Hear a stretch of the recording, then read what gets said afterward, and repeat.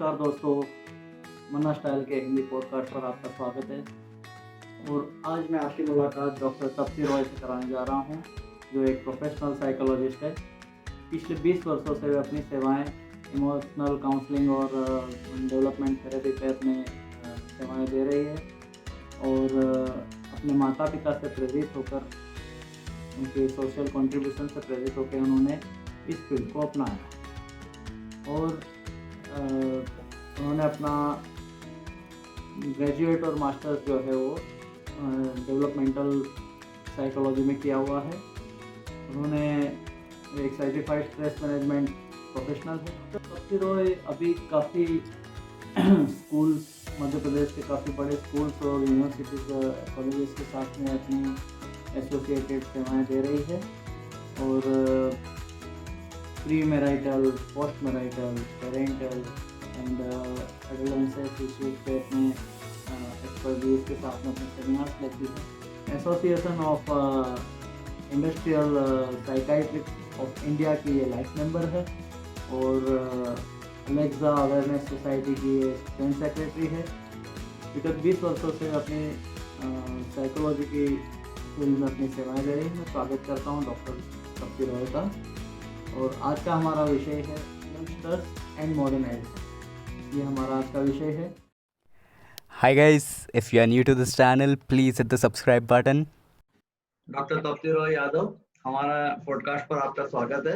नमस्कार और धन्यवाद जो आपने मुझे इस इंटरव्यू के लिए इनवाइट किया और आपने इस चीज़ को रजिस्टर किया, उसका ज़्यादा मैं आपकी आभारी हूँ कि आपने इस चीज़ को एक्नॉलेज किया कि मैं पेरेंट्स की अपने जो भावनाएं थी या उनके जो मूल्य थे जीवन के, मैं उनको आगे बढ़ाने की कोशिश कर रही हूँ। बहुत बहुत धन्यवाद डॉक्टर तप्ती रॉय। मैं आपसे आज का पहला सवाल जो है वो करने जा रहा हूँ। डॉक्टर तप्ती, मैंने आपके बारे में काफ़ी पढ़ा है।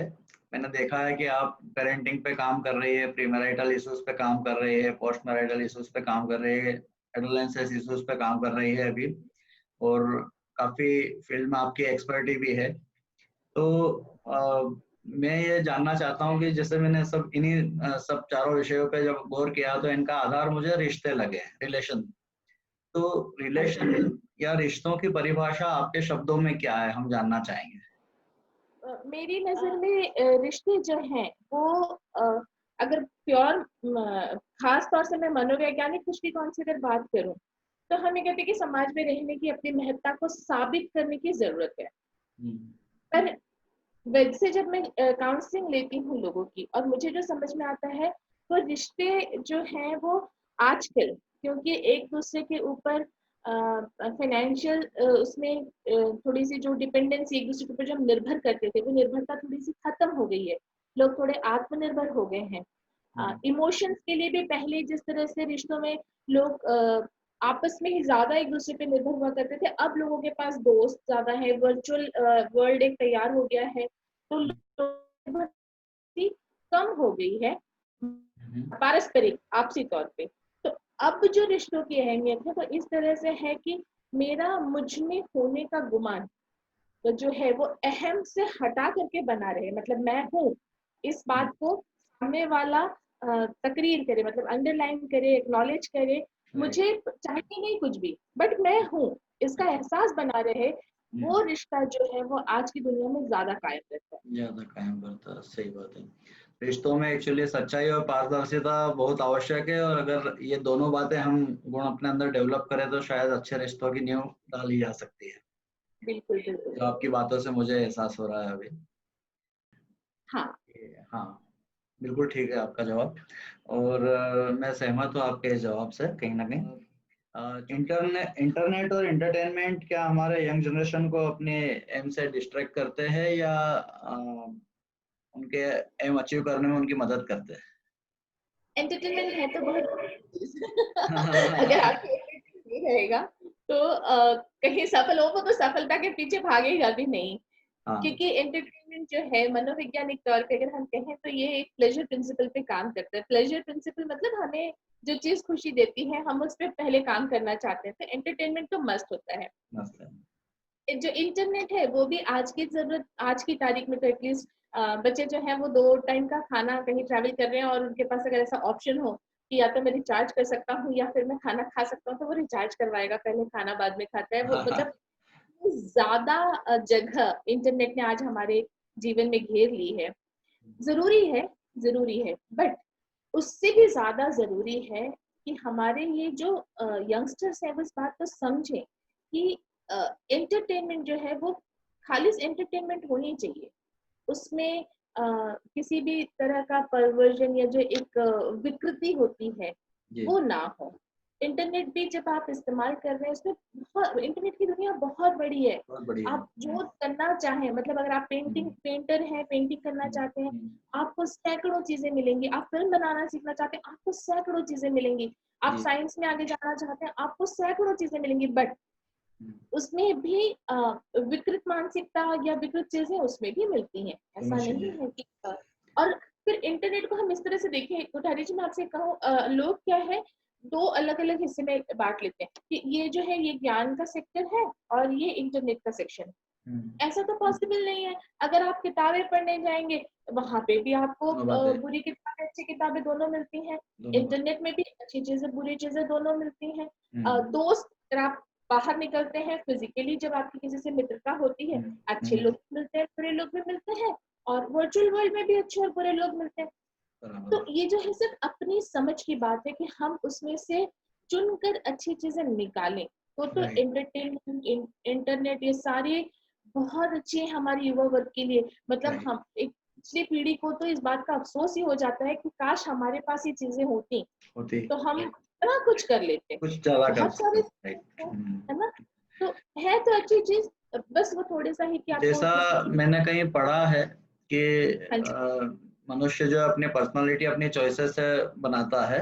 अगर आप सही चूज करेंगे तो आपकी पर्सनालिटी वैसी डेवलप होगी और अगर आप गलत दिशा में जाएंगे तो आपकी पर्सनालिटी वैसी चूज होगी।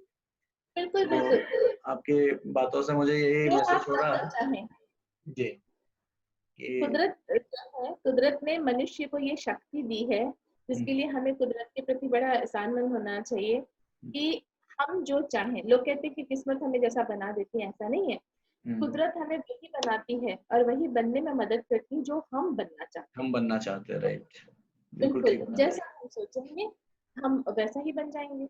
हाँ अब ये थोड़ा सा एक बोल्ड क्वेश्चन है हाँ कि जी। जो लिव इन रिलेशनशिप है कैजुअल सेक्स है ओपन मैरिज है फ्रेंड्स फ्रेंड्स विद बेनिफिट्स है जैसे नए ट्रेडिशन जो कि इंडियन हाँ, हाँ। कल्चर में नहीं है देखने को नहीं मिलते यंग जनरेशन के बीच एडॉप्ट होने वाले इस कल्चर से के क्या मायने हैं और इस कल्चर को एडॉप्ट करने के क्या नफे नुकसान हो सकते हैं ये आपकी एक्सपर्ट राय जानना चाहूंगा इसमें। नहीं है तो देखिए प्राचीन काल में बहुत बहुत आप युगों पीछे चले जाएं। हम्म, बहुत पहले जब ये गणिका प्रथा हुआ करते थे और इस तरह से देवदासियां जब हुआ करती थी और अभी तो आज की तारीख में लाइक बड़ी उसमें कोट अनकोट बड़े बुरी नजर से ऐसा कह देते कि भाई वेश्यावृत्ति है और ऐसा है और वो है, क्योंकि अब उसमें कमर्शलाइजेशन हो गया, क्योंकि अब उसमें रुपए पैसे का लेन देन हो गया है। तो वो बहुत ही निम्न स्तर पर बहुत ही भद्दे तरीके से निकल करके ऊपर आया है।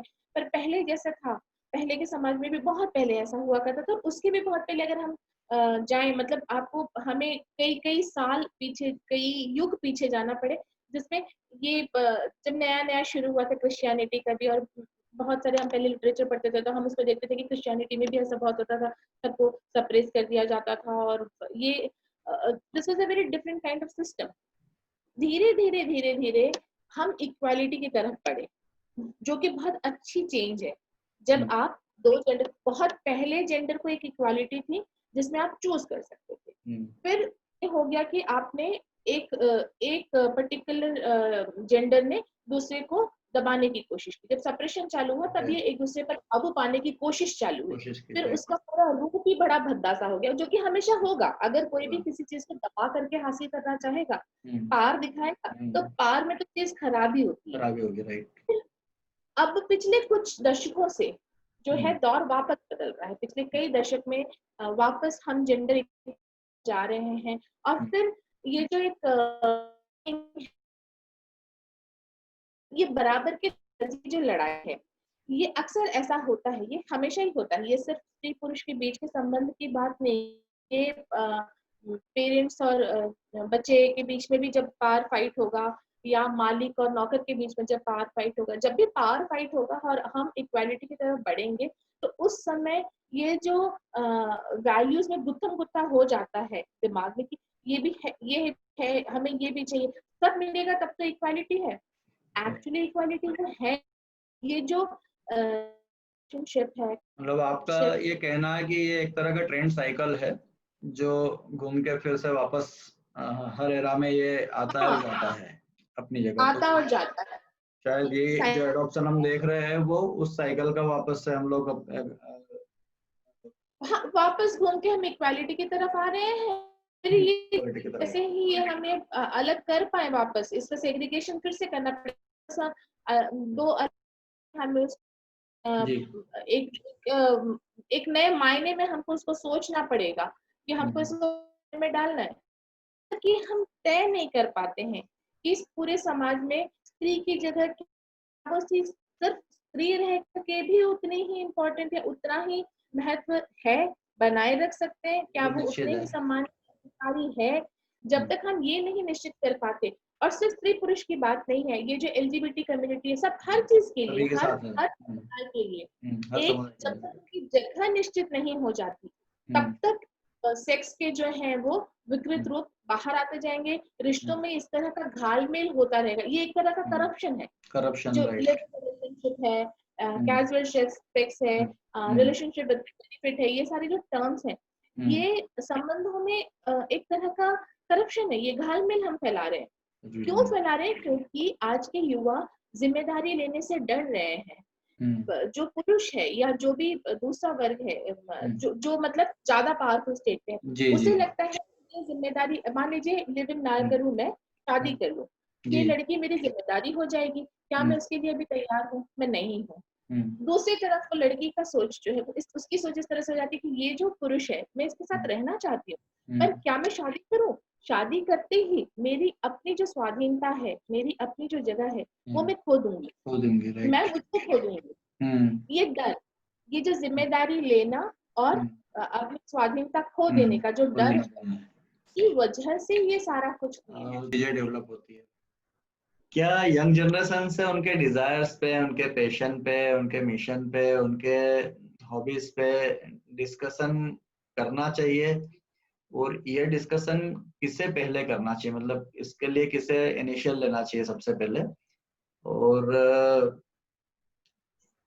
यह बात क्या उन्हें टारगेटेड बनाती है आगे जाके या नहीं? देखिए, कितना टारगेट ओरिएंटेड होते हैं वो, उनको कितना गोल समझ में आता है, कितना वो ऐसे देख के चलते कि नहीं हमें तो यहाँ पहुंचना ही है, फिर वो अपने लक्ष्य सिद्ध कर लें पहले। ऐसा हर किसी के साथ तो नहीं होता। मैं आपसे कहूंगी बिल्कुल ईमानदारी से, 100% युवा के साथ ये संभव नहीं है कि आपने उनको कोई लक्ष्य दिया या बताया, और वो लक्ष्य उन्होंने वैसा का वैसा अपना लिया और उनको समझ में आया और वो उसी पे काम करना चाहे। ऐसा होता नहीं, 100% ऐसा नहीं होता। नहीं पर होता। हमें बात करनी चाहिए। अब जब मैं कहती हूँ कि हमें बात करनी चाहिए, तो मेरा ये कहना बिल्कुल नहीं है कि उनसे सीनियर पीढ़ी को या बुजुर्गों को से बात करनी चाहिए, या उनके परिवार को उनसे बात करनी चाहिए, उनके टीचर्स को उनसे बात करनी चाहिए, नहीं। उनको बात करनी चाहिए किसी से जो उनसे ज्यादा जानता हो। जब मैं कहती हूँ कि किसी को उनसे बात करनी चाहिए, तो वो जो किसी है कोट अनकोट, वो किसी ज्यादा तजुर्बेकार हो, उसको इस बारे में ज्यादा पता हो। अब सपोज थोड़ी देर के लिए अगर हमें मान ली कि कोई किसान है ना, उनका बेटा कंप्यूटर खरीदना चाह रहा है क्योंकि वो कंप्यूटर साइंस में पढ़ाई करना चाह रहा है, तो पेरेंट्स जो है वो चाहेंगे कि हम किसान है, बहुत सारे पैसे लग जाएंगे, एक मैकबुक खरीदेंगे तो क्या हमें इतना करना चाहिए इन्वेस्ट? वो चाहेंगे कि बात करें, पर वो बच्चा अपने पिता से नहीं बात करना चाहेगा, क्योंकि वो बच्चा शुरू से ही ये जानता है कि मेरे पिताजी कंप्यूटर के बारे में या कंप्यूटर साइंस के बारे में नहीं जानते हैं, वो मुझसे जो कहेंगे वो मुझसे कम जानते हैं। तो हर युवा को इस कोशिश में रहना चाहिए कि जो भी कुछ वो करना चाहते हैं, कम से कम वो एक ऐसे अदद आदमी को जानते हो, व्यक्ति को जानते हो, जिनकी उस सब्जेक्ट के बारे में या उस टारगेट, उस गोल के बारे में उस युवा से ज्यादा जानकारी हो। जी और दूसरा जो ये तो हो गया जो युवा जिसे डायरेक्शन चाहिए। दूसरा जो डायरेक्शन देना जानते हैं या कुछ चीजों के बारे में जानते हैं, अभी जैसे आप है, मान लीजिए आप अपने फील्ड में जो काम कर रहे हैं, आपके आसपास ऐसे कई युवा होंगे जो इसी फील्ड में ग्रो करना चाहते हैं और जी। आपको लगे कि ये जो है, ये बच्चा जो है ये गलत फैसला ले लेगा, तो आप उससे बात कीजिए। सिर्फ बातचीत के दौरान ये ध्यान रखने की जरूरत है कि हम उसके करियर की दिशा तय नहीं कर रहे होते हैं, हम उसे बताते हैं कि इस करियर में ऐसा ऐसा मुमकिन है, ये पाना मुमकिन है, ये पाना थोड़ा मुश्किल है, नामुमकिन कुछ भी नहीं है, ये तो पता ही है। जी। मैं ऐसा सोचता हूँ कि पेरेंट्स जो है अगर इन बातों पे ज्यादा ध्यान दे तो बच्चे छोटी उम्र से ही टारगेटेड हो सकते हैं, ऐसा मेरी गट फीलिंग आती है कहीं ना कहीं, क्योंकि अल्टीमेटली समझने के बाद में उन्हें जाना अपने पेरेंट्स के पास ही पड़ता है उस काम को कराने के लिए। तो अगर पेरेंट्स उसकी बात को नहीं समझेंगे तो शायद वो उनके लिए एक ड्रॉबैक होता है आगे आगे जाके, फिर वो अपनी बातें करना बंद कर देते धीरे धीरे कहीं पे भी, बिल्कुल बिल्कुल बिल्कुल। जो मैंने रियलाइज किया है मेरे साथ। तो बच्चों, पेरेंट्स को सुनना जरूर चाहिए बच्चों को कि वो क्या करना चाहते हैं और उस बारे में बात करें, ये बहुत करना जरूरी है। चाहिए। अब जैसा आपने बताया कि आपके आप सर्टिफाइड प्रोफेशनल है स्ट्रेस मैनेजमेंट में, तो मैं ये आपसे निवेदन करता हूँ कि एक बार आप यंगस्टर्स के लिए, जो आज की यंग जनरेशन है उनके लिए कोई ऐसी टिप प्रोवाइड करें कि जो उनके स्ट्रेस मैनेजमेंट के लिए यूजफुल हो कहीं भी। सबसे पहली बात, पहले सबसे मैं बता दूं, सबसे पहले ये कि युवा जो है वो थोड़ा सा ओवर थिंकिंग में, मतलब ज्यादा सोचने में उलझ जाते हैं इन दिनों, जी क्योंकि बहुत सारे ऑप्शन होते हैं, तो वो कोई भी छोटी सी भी अगर बात हो तो उस पे वो, जैसे आज सिखाया हम नहीं है, हमारी पीढ़ी ने सिखाया है उनको ओवर थिंक करना, तो जिम्मेदारी हमारी बनती है हम उनको ये बताएं कि इतनी ओवर थिंकिंग नहीं करनी। हम उनसे कहते हैं कुछ भी करना है अच्छा बुरा सोच लो। अब मुश्किल क्या है कि बहुत पहले तो अच्छा बुरा मतलब 4 ऑप्शन, बात खत्म हो जाती थी। अच्छा बुरा खत्म नहीं होता 4 ऑप्शन पे, अब तो अच्छा मतलब अच्छा अच्छा अच्छा में चलता जाएगा, बुरा बुरा बुरा चलता जाएगा। और इससे पहले कि वो कोई कदम उठाए, उनके दिमाग में उसका एक क्या कहते हैं, उलझन भरी एक जो वो बन जाती है, मकड़ जाल सी बन जाती है, फिर वो युवा वहां से स्ट्रेस्ड आउट होना शुरू करता है। तो पहली चीज ओवर थिंकिंग ना करें। दूसरी चीज, जैसे ही वो कोई चीज करना चाहता है, वो इकट्ठे 4 कदम चलना चाहता है, तो ओवर स्टेपिंग भी ना करें। एक आप पहले आप कुछ करना चाहते हैं, आप उसका प्लान बना लीजिए, उसका आप सिलसिलेवार ऐसे बना लीजिए कि इसके बाद ये करना है, इसके बाद ये करना है, इसके बाद ये करना है, और फिर स्टेप बाय स्टेप जब आप काम करते हैं तो आपको स्ट्रेस नहीं होता है। आपकी बातों से जो ये बात मेरी समझ में आ रही है कि अगर व्यक्ति अपने एम को जो है बाइफरकेट करके छोटे छोटे एम्स अपने हाथ में रखता है और उस पर अगर वो प्रैक्टिस करता है तो बड़े गोल को अचीव कर सकता है कहीं ना कहीं जाके। और इसमें अगर वो बहुत ज्यादा कंफ्यूज नहीं है तो, जैसा आपने बताया कि बहुत सारे उनके पास रेंजेस होती है आज की तारीख में, तो अगर वो बहुत ज्यादा डिस्ट्रीब्यूटेड नहीं जाता है अपने लाइफ को लेके तो शायद वो अपने एम को अचीव कर सकता है, ऐसा बिल्कुल बिल्कुल। अभी हम लोग देखते हैं कि ये मॉडर्न युग है, तो मॉडर्नाइजेशन की परिभाषा, डेफिनेशन आपकी नजर में क्या है मैम? मॉडर्नाइजेशन, देखिए लोग, मैं बताऊं युवाओं का ही नहीं, मैं तो आजकल इनफैक्ट एक जो प्रौढ़ वर्ग जो है उनके अंदर भी मुझे कई बार ऐसा लगता है कि वो भी शायद मॉडर्निज्म को बहुत अच्छे से समझ नहीं पाते हैं। मॉडर्निज्म को लोगों ने ऐसा ऊपरी चमक दमक के साथ जोड़ दिया है, अनायास ही जोड़ लेते हैं कि अगर कोई मॉडर्न है तो उसे कार चलाना आता है, अगर कोई मॉडर्न है तो वो स्कर्ट्स पहनते हैं, अगर कोई मॉडर्न है, अगर मैं पुरुष वर्ग में देखूं तो कोई मॉडर्न है तो उसे उन्हें ड्रिंक करना चाहिए, कोई मॉडर्न है तो पार्टीज में जाते हैं, मॉडर्न है तो जिम जाना चाहिए। असल में हमको ये मॉडर्निज्म नहीं है, ये एक फ्रेमवर्क है जिसे हमें ब्रेक करने की जरूरत है। कार व्यक्ति इसलिए चला रहा है ताकि आवाजाही में आसानी रहे। जो ड्रिंक करना है वो मॉडर्निज्म नहीं है, वो तो आपकी सेहत को नुकसान पहुंचा रहा है। कोई अगर जिम कर ज्वाइन करता है, जिमिंग करता है, तो वो मॉडर्निज्म नहीं है, वो तो अपनी सेहत के प्रति एक तरह की संवेदना, एक तरह की जागरूकता है जो आप अपने सेहत ठीक करने की कोशिश करें। मॉडर्निज्म आपके दिमाग में होना चाहिए। मॉडर्निज्म इस तरह से होना चाहिए कि अगर हमारे मतलब पूरे समाज में अगर कोई, जैसे कोई घर है जिसमें कोई बुजुर्ग अगर है और मान लीजिए किसी मतलब दुखद घटना एक घट गई है, किसी कोई शांत हो गया, कोई नहीं रहा अब हमारे बीच, और थोड़ी देर के लिए आप सोच के देखिए उस घर में जो बहू है उनके हाथ में लग गई है चोट, अब उनको जाना है फिजियोथेरेपी के लिए, समाज कहता है आप नहीं निकल सकते, तो उस समय अगर घर में कोई 80 वर्षीय वृद्धा ये फैसला लेती है कि नहीं, जो हो गया वो हो गया, इसका इलाज जरूरी है, तो ये हॉस्पिटल तो जरूर जाएगी। तो मॉडर्न कौन हुआ है? ये जो सोच है, ये मॉडर्निज्म। पुराना टूटता हुआ मकान जिसमें रहना खतरनाक हो, उस मकान को गिरा करके आप नया बनाते हैं ना, वो मॉडर्निज्म है। सोच, आचार विचार, नियम, संस्कार, ऐसे सारी चीजें, कुरीतियां कुछ हैं जिनको पालन करने में हम किसी ना किसी की जान जहमत में डालते हैं, उन्हें बदल देना मॉडर्निज्म है। मॉडर्निज्म ये नहीं है कि आप अपने तैयार खड़ी जिम्मेदारियों से भाग जाएं। बहुत ही अच्छी बात जैसे है। कि वो तो आपसे बात करके मुझे बहुत अच्छा लगा, और जैसा कि मन्ना स्टाइल का हमारा मोटिव है कि क्वालिटी थॉट्स डेवलप करना लोगों में, और ताकि उनके जीवन को और बेहतर बनाने में हम लोग सहायक हो सके। तो इसी कड़ी में ये इंटरव्यू मैंने आपसे किया है, और मैं उम्मीद करता हूँ कि जो भी हमारे व्यूवर्स है, इससे उन्हें कुछ हासिल हो और उनकी लाइफ में कुछ यूजफुल हो सके, ये सब चीजें। मैं बहुत बहुत धन्यवाद धन्यवाद। और मैं चाहूंगी कि मन्ना स्टाइल में आप जिस तरह का काम कर रहे हैं आप इसको जारी रखें, और युवा वर्ग आपको फॉलो करे और ये सारी चीजें अपनाएं, तो समाज में सब कुछ बहुत बड़ा बदलाव आ सकता है। Thank you very much.